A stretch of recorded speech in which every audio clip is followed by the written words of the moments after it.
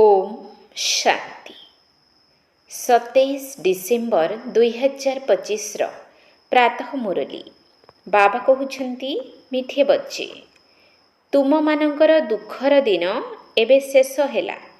तुमे वर्तमान एपरी दुनिया को जाउछ जेउठारे कौनसी भी अप्राप्त वस्तु नाही।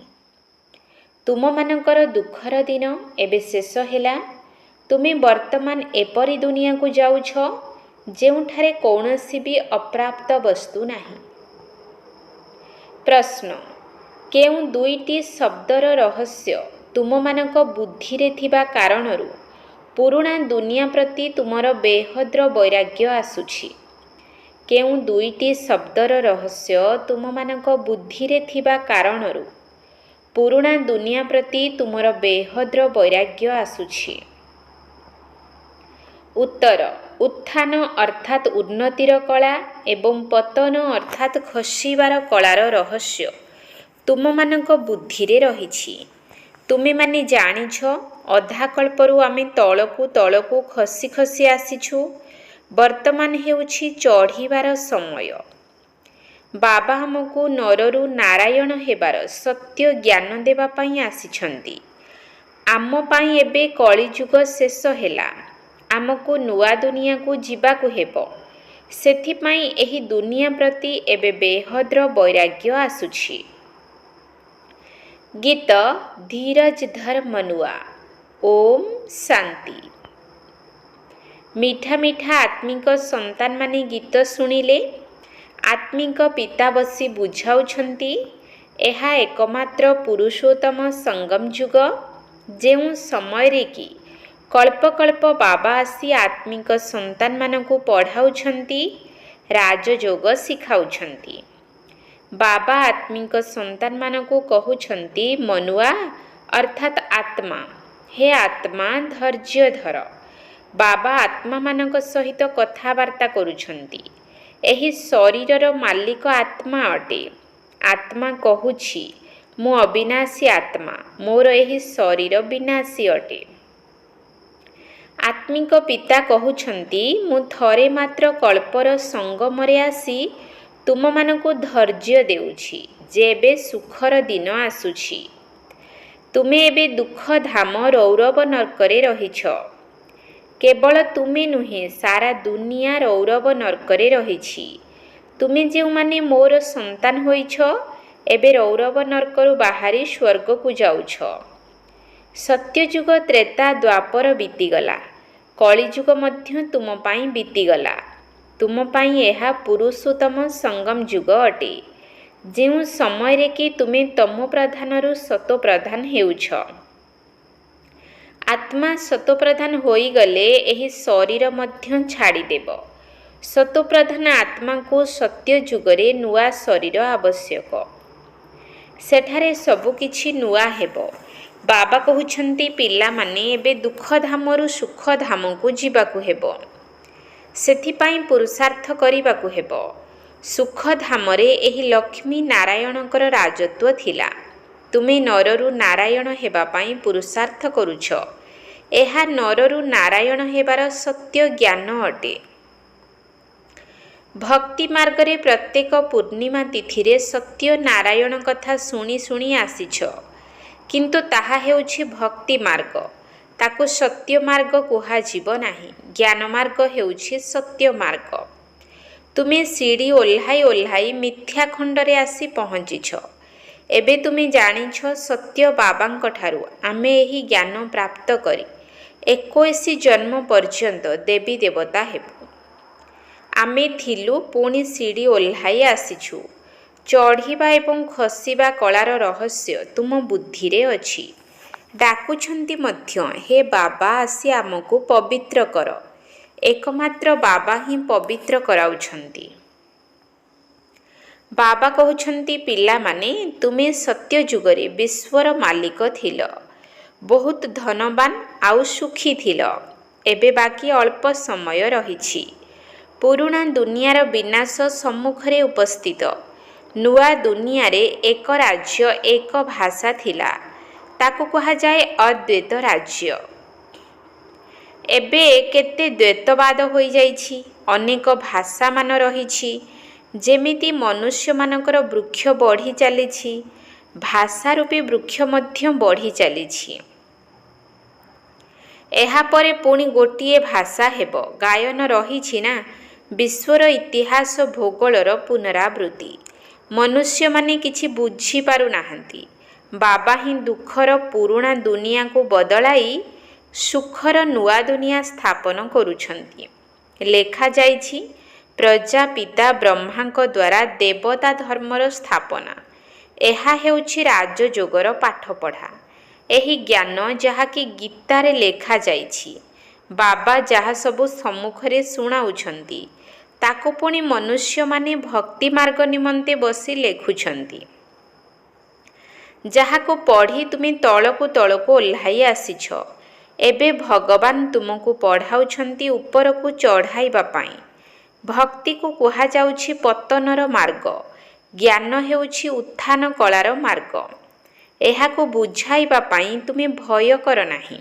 ଯଦିଓ ଏପରି ମଧ୍ୟ ଅଛନ୍ତି ଯିଏ କେହି କଥାକୁ ନ ବୁଝିବା କାରଣରୁ ବିରୋଧ କରିବେ, ଶାସ୍ତ୍ରବାଦ କରିବେ, ଅର୍ଥାତ୍ ଶାସ୍ତ୍ର ଜ୍ଞାନର ତର୍କ କରିବେ। କିନ୍ତୁ ତୁମକୁ କାହା ସହିତ ଶାସ୍ତ୍ରବାଦ କରିବାର ନାହିଁ।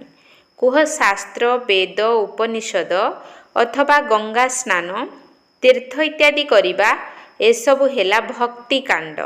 ବାସ୍ତବରେ ଭାରତରେ ରାବଣ ମଧ୍ୟ ଅଛି, ଯାହାର ପିତୁଳାକୁ ଜଳାଉଛନ୍ତି। ଏମିତି ତ ଶତ୍ରୁର ହିଁ ପିତୁଳା ତିଆରି କରି ଅଳ୍ପ ସମୟ ପାଇଁ ଜଳାଇଥାନ୍ତି। ଏମାନେ ଏକମାତ୍ର ରାବଣର ପିତୁଳା ପ୍ରତ୍ୟେକ ବର୍ଷ ଜଳାଇ ଆସୁଛନ୍ତି। ବାବା କହୁଛନ୍ତି, ତୁମେ ସୁବର୍ଣ୍ଣଯୁଗୀ ବୁଦ୍ଧିରୁ ଲୌହଯୁଗୀ ବୁଦ୍ଧି ହୋଇଯାଇଛ। ତୁମେ କେତେ ସୁଖୀ ଥିଲ। ବାବା ସୁଖଧାମର ସ୍ଥାପନା କରିବା ପାଇଁ ହିଁ ଆସିଥାନ୍ତି।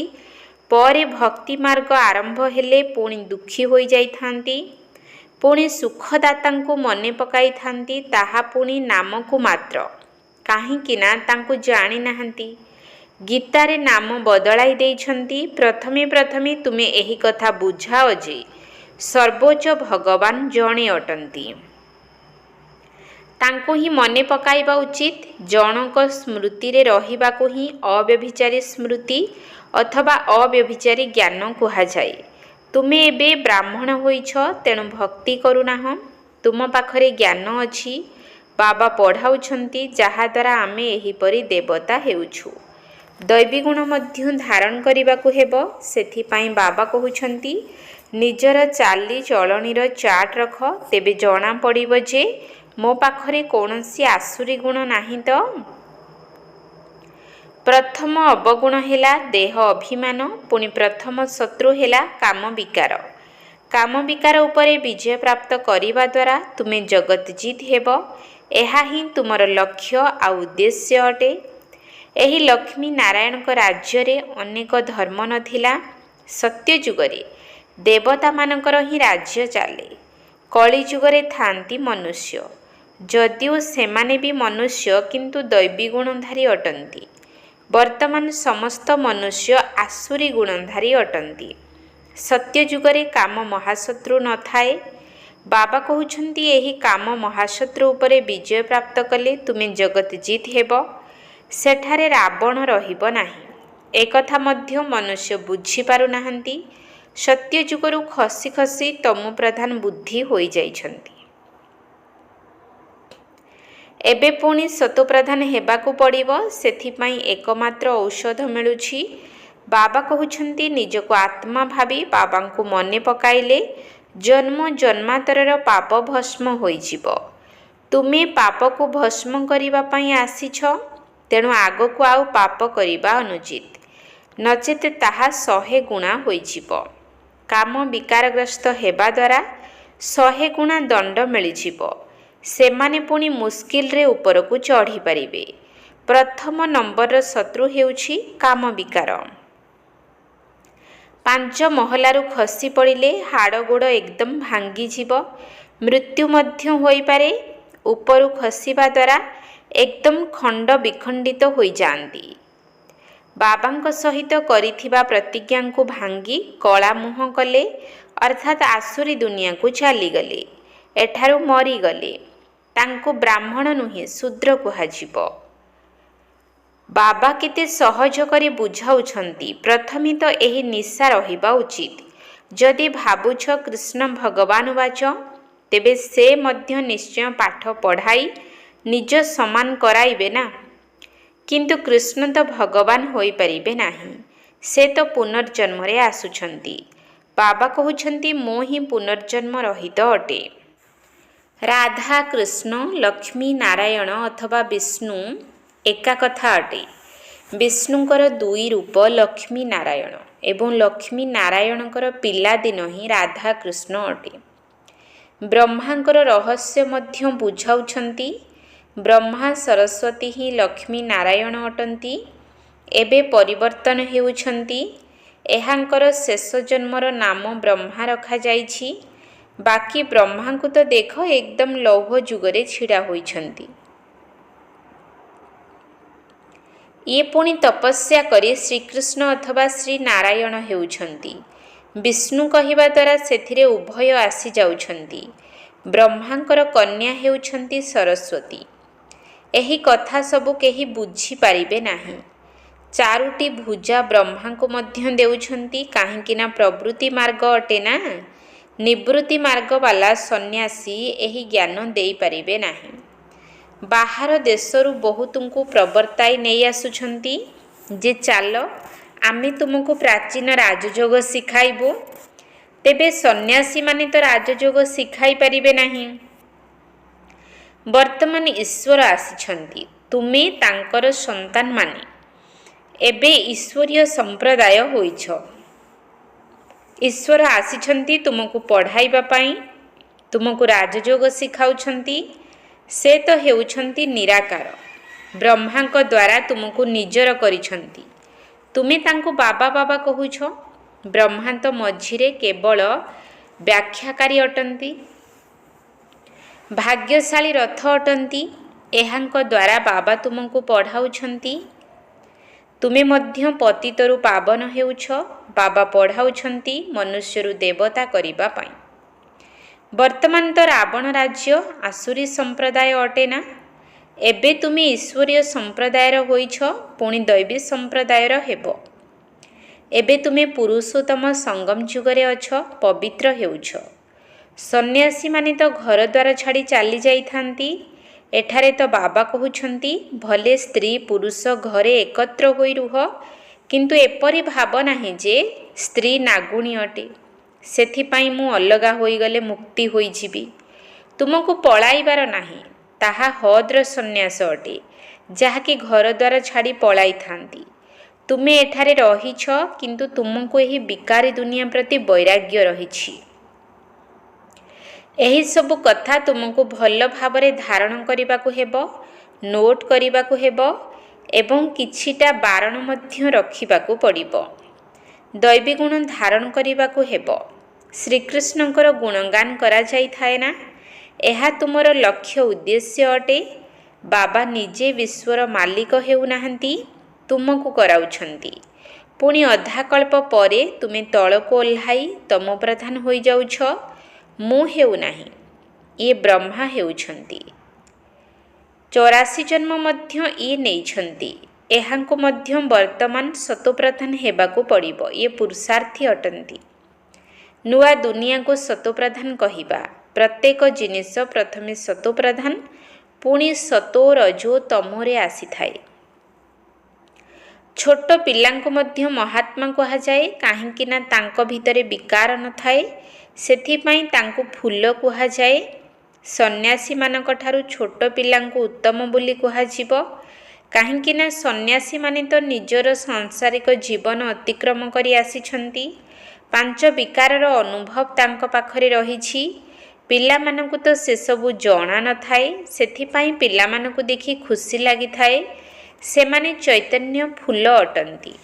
ଆମର ତ ହେଉଛି ପ୍ରବୃତ୍ତି ମାର୍ଗ। ଏବେ ତୁମ ସନ୍ତାନମାନଙ୍କୁ ଏହି ପୁରୁଣା ଦୁନିଆରୁ ନୂଆ ଦୁନିଆକୁ ଯିବାକୁ ହେବ। ଅମର ଲୋକକୁ ଯିବା ପାଇଁ ତୁମେ ସବୁ ପୁରୁଷାର୍ଥ କରୁଛ। ମୃତ୍ୟୁ ଲୋକରୁ ତୁମର ବଦଳି ହେଉଛି। ଯଦି ଦେବତା ହେବାକୁ ଅଛି, ତେବେ ଏବେ ପୁରୁଷାର୍ଥ କରିବାକୁ ପଡ଼ିବ। ପ୍ରଜାପିତା ବ୍ରହ୍ମାଙ୍କର ସନ୍ତାନ ଭାଇ ଭଉଣୀ ହୋଇଯାଇଛନ୍ତି। ଭାଇ ଭଉଣୀ ତ ଥିଲ ନା। ପ୍ରଜାପିତା ବ୍ରହ୍ମାଙ୍କର ସନ୍ତାନ ପରସ୍ପର ମଧ୍ୟରେ କ'ଣ ଅଟନ୍ତି? ପ୍ରଜାପିତା ବ୍ରହ୍ମା ବୋଲି ଗାୟନ କରାଯାଏ। ଯେ ପର୍ଯ୍ୟନ୍ତ ପ୍ରଜାପିତା ବ୍ରହ୍ମାଙ୍କ ଦ୍ୱାରା ସନ୍ତାନ ସୃଷ୍ଟି ହୋଇନାହାନ୍ତି ସେ ପର୍ଯ୍ୟନ୍ତ ସୃଷ୍ଟିର ରଚନା ପୁଣି କିପରି ହେବ? ପ୍ରଜାପିତା ବ୍ରହ୍ମାଙ୍କର ସମସ୍ତେ ଆତ୍ମିକ ସନ୍ତାନ ଅଟନ୍ତି। ଦୁନିଆର ବ୍ରାହ୍ମଣମାନେ ଶାରୀରିକ ଯାତ୍ରା କରିଥାନ୍ତି। ତୁମେ ଆତ୍ମିକ ଯାତ୍ରା କଲାବାଲା ଅଟ। ସେମାନେ ପତିତ, ତୁମେ ପବିତ୍ର। ସେମାନେ କୌଣସି ପ୍ରଜାପିତାଙ୍କର ସନ୍ତାନ ନୁହନ୍ତି। ଏକଥା ତୁମେ ଜାଣୁଛ। ନିଜକୁ ଭାଇ ଭଉଣୀ ଭାବୁଥିବା ପର୍ଯ୍ୟନ୍ତ ବିକାରଗ୍ରସ୍ତ ହୋଇପାରିବ ନାହିଁ। ବାବା ମଧ୍ୟ କହୁଛନ୍ତି, ଖବରଦାର ରୁହ। ମୋର ସନ୍ତାନ ହୋଇ କୌଣସି ଅପରାଧ ବା ବିକାରୀ କାମ କର ନାହିଁ, ନଚେତ୍ ପଥର ବୁଦ୍ଧି ହୋଇଯିବ। ଇନ୍ଦ୍ରସଭାର କାହାଣୀ ମଧ୍ୟ ରହିଛି। ଜଣେ ଶୂଦ୍ରକୁ ସଭା ମଧ୍ୟକୁ ନେଇ ଆସିଥିଲେ, ଯାହାର ଦୁର୍ଗନ୍ଧ ଚାରିଆଡ଼େ ଖେଳିଗଲା। ତେଣୁ ତାଙ୍କୁ କୁହାଗଲା, ପତିତକୁ ଏଠାକୁ କାହିଁକି ଆଣିଛ? ପୁଣି ତାଙ୍କୁ ଅଭିଶାପ ଦେଇଦେଲେ। ବାସ୍ତବରେ ଏହି ସଭାକୁ ମଧ୍ୟ କେହି ପତିତ ଆସିପାରିବେ ନାହିଁ। ଭଲେ ବାବା ଜାଣନ୍ତୁ ଅଥବା ନ ଜାଣନ୍ତୁ, ଏମାନେ ତ ନିଜର ହିଁ କ୍ଷତି କରିଥାନ୍ତି। ଆହୁରି ହିଁ 100 ଗୁଣା ଦଣ୍ଡ ମିଳିଯିବ। ପତିତମାନଙ୍କୁ ବାବାଙ୍କ ସହିତ ମିଶିବାର ଅନୁମତି ନାହିଁ। ସେମାନଙ୍କ ପାଇଁ ଭିଜିଟିଂ ରୁମ୍ ଠିକ୍। ଯେବେ ପବିତ୍ର ହେବା ପାଇଁ ଗ୍ୟାରେଣ୍ଟି କରିବେ, ଦୈବୀଗୁଣ ଧାରଣ କରିବେ, ତେବେ ଅନୁମତି ଦିଆଯିବ। ଦୈବୀଗୁଣ ଧାରଣ କରିବାରେ ସମୟ ଲାଗିଥାଏ। କେବଳ ପବିତ୍ର ହେବାର ହିଁ ପ୍ରତିଜ୍ଞା କରିବାକୁ ହେବ। ଏକଥା ମଧ୍ୟ ବୁଝାଯାଉଛି, ଦେବତାମାନଙ୍କର ଏବଂ ପରମାତ୍ମାଙ୍କର ମହିମା ଅଲଗା ଅଲଗା ଅଟେ।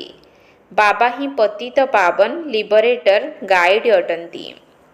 ସବୁ ଦୁଃଖରୁ ମୁକ୍ତ କରି ନିଜର ଶାନ୍ତିଧାମକୁ ନେଇଯାଉଛନ୍ତି।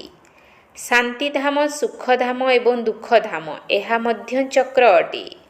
ଏବେ ଦୁଃଖଧାମକୁ ଭୁଲି ଯିବାକୁ ହେବ। ଯେଉଁମାନେ କ୍ରମାନ୍ୱୟରେ ପାସ୍ ହେବେ, ସେମାନେ ଶାନ୍ତିଧାମରୁ ସୁଖଧାମକୁ ଆସିବେ। ଏହି ଚକ୍ର ଘୂରି ଚାଲିଛି। ଢେରକୁ ଢେର ଆତ୍ମା ରହିଛନ୍ତି। ସମସ୍ତଙ୍କ ଅଭିନୟ କ୍ରମାନ୍ୱୟରେ ରହିଛି। ଯିବେ ମଧ୍ୟ କ୍ରମାନ୍ୱୟରେ। ଆତ୍ମାମାନଙ୍କର ମାଳାକୁ କୁହାଯାଉଛି ଶିବ ବାବାଙ୍କର ବଂଶାବଳୀ ଅଥବା ରୁଦ୍ରମାଳା। କ୍ରମାନ୍ୱୟରେ ଯାଉଛନ୍ତି, ପୁଣି କ୍ରମାନ୍ୱୟରେ ଆସୁଛନ୍ତି। ଅନ୍ୟ ଧର୍ମାବଲମ୍ବୀମାନଙ୍କର ମଧ୍ୟ ଏହିପରି ହୋଇଥାଏ। ପିଲାମାନଙ୍କୁ ପ୍ରତ୍ୟହ ବୁଝାଯାଉଛି, ସ୍କୁଲରେ ପ୍ରତ୍ୟହ ନ ପଢ଼ିଲେ, ମୁରଲୀ ନ ଶୁଣିଲେ ପୁଣି ଆବସେଣ୍ଟ ଅର୍ଥାତ୍ ଅନୁପସ୍ଥିତ ହୋଇଯିବ। ଏହି ପାଠପଢ଼ାର ଉପରକୁ ଉଠିବା ପାଇଁ ଲିଫ୍ଟ ମଧ୍ୟ ନିଶ୍ଚୟ ଦରକାର। ଈଶ୍ୱରୀୟ ବିଶ୍ୱବିଦ୍ୟାଳୟରେ ଅନୁପସ୍ଥିତ ହେବା ଉଚିତ ନୁହେଁ। ଏହି ପାଠପଢ଼ା କେତେ ଶ୍ରେଷ୍ଠ, ଯାହାଦ୍ୱାରା ତୁମେ ସୁଖଧାମର ମାଲିକ ହେଉଛ। ସେଠାରେ ତ ସବୁ ଖାଦ୍ୟ ଶସ୍ୟ ମାଗଣାରେ ମିଳିବ, ପଇସା ପଡ଼ିବ ନାହିଁ। ଏବେ ତ କେତେ ଦାମ ହୋଇଯାଇଛି। 100 ବର୍ଷ ମଧ୍ୟରେ କେତେ ମହଙ୍ଗା ହୋଇଯାଇଛି। ସେଠାରେ କୌଣସି ଅପ୍ରାପ୍ତ ବସ୍ତୁ ରହିବ ନାହିଁ, ଯାହା ପାଇଁ ଅସୁବିଧା ଭୋଗିବାକୁ ହେବ। ତାହା ହେଉଛି ହିଁ ସୁଖଧାମ। ତୁମେ ଏବେ ସେଠାକୁ ଯିବା ପାଇଁ ପ୍ରସ୍ତୁତି କରୁଛ। ତୁମେ ଭିକାରୀରୁ ରାଜକୁମାର ହେଉଛ। ସାହୁକାରମାନେ ନିଜକୁ ଭିକାରୀ ବୋଲି ଭାବୁନାହାନ୍ତି। ଆଚ୍ଛା, ମିଠା ମିଠା ଶିକିଲ ଦିଏ ସନ୍ତାନମାନଙ୍କ ପ୍ରତି। ମାତାପିତା ବାପଦାଦାଙ୍କର ମଧୁର ସ୍ନେହ ସମ୍ପନ୍ନ ଶୁଭେଚ୍ଛା ଏବଂ ସୁପ୍ରଭାତ। ଆତ୍ମିକ ପିତାଙ୍କର ଆତ୍ମିକ ସନ୍ତାନମାନଙ୍କୁ ନମସ୍ତେ।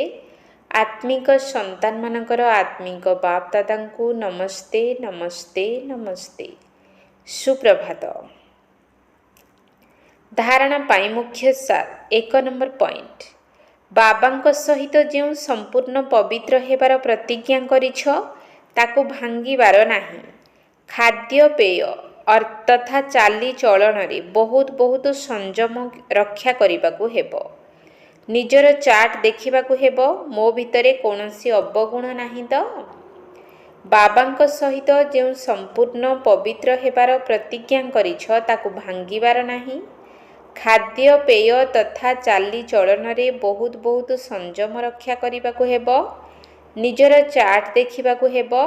ମୋ ଭିତରେ କୌଣସି ଅବଗୁଣ ନାହିଁ ତ? 2 ନମ୍ବର ପଏଣ୍ଟ, ଏହି ଗଡ୍ଲି ୟୁନିଭର୍ସିଟି ଅର୍ଥାତ୍ ଈଶ୍ୱରୀୟ ବିଶ୍ୱବିଦ୍ୟାଳୟରେ କେବେ ବି ଅନୁପସ୍ଥିତ ହେବାର ନାହିଁ। ସୁଖଧାମର ମାଲିକ ହେବାର ଏତେ ଶ୍ରେଷ୍ଠ ପାଠପଢ଼ାକୁ ଗୋଟିଏ ଦିନ ମଧ୍ୟ ବନ୍ଦ କରିବାର ନାହିଁ। ପ୍ରତ୍ୟେକ ଦିନ ନିଶ୍ଚିତ ଭାବରେ ମୁରଲୀ ଶୁଣିବାକୁ ହେବ।